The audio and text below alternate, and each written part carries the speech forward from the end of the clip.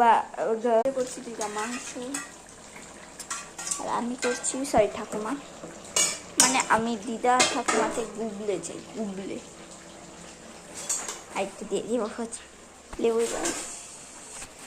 এটাকে একটু ভালো করে মাখতে হবে, যত মাখবা তত ভালো হবে, জিনিস যতটা মানে করা যাবে ততটাই ইয়ে হবে। হায় রে, এবার গেছে আমি একটা থেকে নিচ্ছি এটা। এবার গাইস আমি ঠান্ডা জলে, ও মা ঠান্ডা জলে ঢেলে নিয়েছি, ছাকাও খেয়ে নিয়েছি, আর একটু গরম জল মানে গরম তেল দিচ্ছি। এইভাবে করবে, আর বাইরে নিয়ে এসে চাপবে না, নাহলে হাঁটতে যাবে, মানে ছাকা খেয়ে যাবে। আমি ছাকা খেয়ে গেছি, এটাকে আগে ঢাকা দিতে, নাহলে তেল ফুটছে আমার গায়ে। এই যে এরকম করে তাহলে জিনিসটা সেদ্ধ হচ্ছে নাকি দেখতে হবে। আমি তো ছিদ্রাগুলো মানে ইয়ে করে দিচ্ছি, ট্যাবলেট ট্যাবলেট দিচ্ছি। তোমাদের সাথে একটা কথা আছে যে জবের থেকে আমি মানে এখন মানে আগে যতটা মানে ভিউ ছিল আমার ভিডিও, এখন কিন্তু তার এক অংশ আমার ভিউ আসছে না। সেটা কেন হচ্ছে? আমার ওই ব্লগ কি ভালো লাগছে না, নাকি কেমন ব্লগ চাও তোমরা, কেমন মানে কেমন কি চাও সেটা কিন্তু তাহলে তোমরা যদি বলো তাহলে সেরকমই ব্লগ আমি করবো।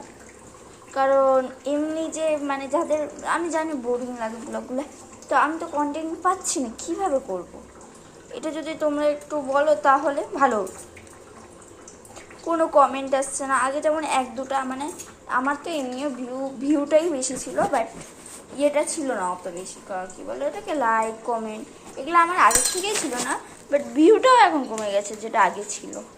মানে কষ্ট লাগছে, মানে ভাল লাগছে না, বুঝতে পারছি। বাট তোমরা বলতে পারো কেমন কন্টেন্ট চাও বা না চাও, সেটা বললে পরে আমি সেরকমই ভিডিও দিব। তো ছাড়ো ওগুলো কথা। আমি কিন্তু করতে করতে এগুলা মাখিয়ে নিয়েছি।